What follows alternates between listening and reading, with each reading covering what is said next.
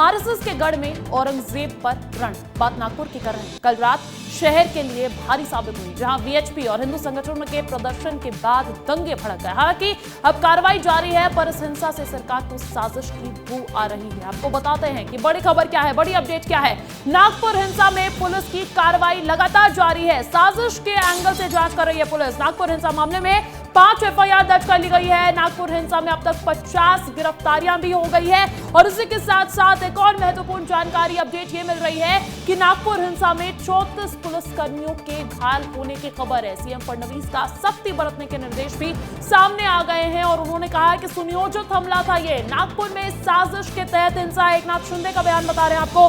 इसी के साथ साथ विपक्ष ने भी हमला बोला है। संजय राउत ने कहा है कि सरकार के इशारे पर ही ये दंगा हुआ है। देखिए, आरोप प्रत्यारोप लगातार जारी है, लेकिन नागपुर हिंसा आज देश का सबसे बड़ा मुद्दा बनकर उभरा है। एजेंडा औरंगजेब का पुतला फूंकने के बाद हिंसा भड़की है। इसको लेकर ये जो सवाल बना हुआ है, इसको लेकर लगातार जांच पड़ताल की जा रही है, कार्रवाई की जा रही है। आपको बता दें कि वीएचपी और बजरंग दल ने पुतला फूंका था। एक क्रेन, 2 जेसीबी, 3 गाड़ियां जला दी गई और 20 बाइक और एक सरकारी गाड़ी में तोड़फोड़ भी हुई है। क्या कुछ तस्वीरें रही हैं, आपको 4 तस्वीरें दिखा देते हैं। औरंगजेब पर कोहराम, सड़क से सदन तक संग्राम जारी है। ऐसा क्यों कह रहे हैं हम? ऐसा इसलिए कह रहे हैं क्योंकि कल की तारीख की बात कर लीजिए। सुबह से ही हिंदू संगठन, वीएचपी के कार्यकर्ता लगातार जो है औरंगजेब की कब्र खुदवाने की मांग को लेकर प्रदर्शन करते हुए नजर आए थे। लेकिन उसी देर रात 17 मार्च की देर रात दंगे भड़क गए। शहर में कर्फ्यू लगा दिया गया, एक्शन देखा गया, पुलिस एक्शन मोड में आ गई। लेकिन आज की अगर बात की जाए, 18 मार्च की तारीख आज की,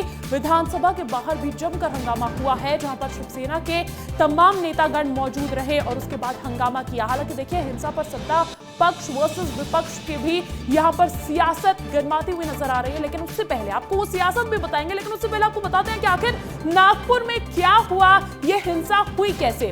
देखिए, वीएचपी बजरंग दल ने औरंगजेब की कब्र हटाने की मांग पर प्रदर्शन किया था।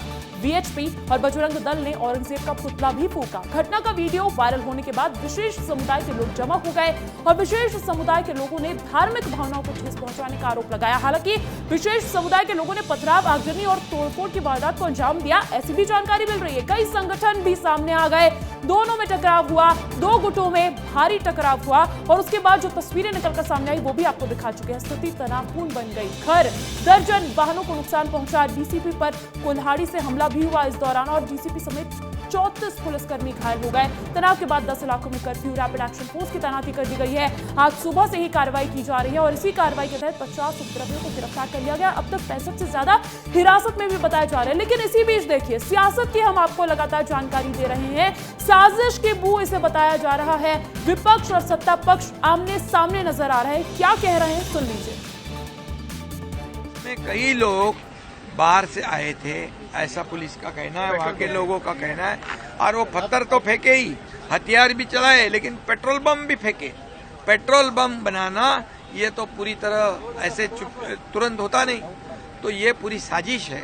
और ये साजिश नाकाम करने के लिए पुलिस जाती है, पुलिस पर हमला होता है। ये तो बहुत ही दुर्भाग्यपूर्ण घटना है और इसलिए बिल्कुल उनको बख्शा नहीं जाएगा।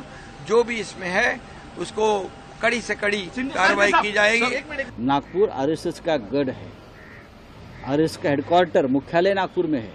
वहाँ मोहनराव भागवत जी बैठते हैं। पूरा हिंदुत्व का प्रखर हिंदुत्व का कुंबा वहाँ बैठते हैं। वहाँ देवेंद्र जी का चुनाव क्षेत्र है।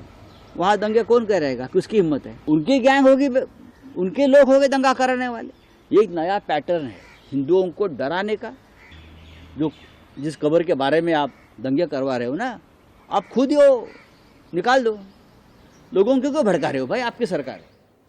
तो महाराष्ट्र के डिप्टी सीएम कह रहे हैं कि साजिश के तहत हिंसा हुई है। हालांकि संजय राउत का साफ दावा है, साफ इशारा कि सरकार के इशारे पर ही ये दंगे भड़काए हैं। इसकी सच्चाई क्या है, जांच पड़ताल का विषय है, उसी को छोड़ देते हैं।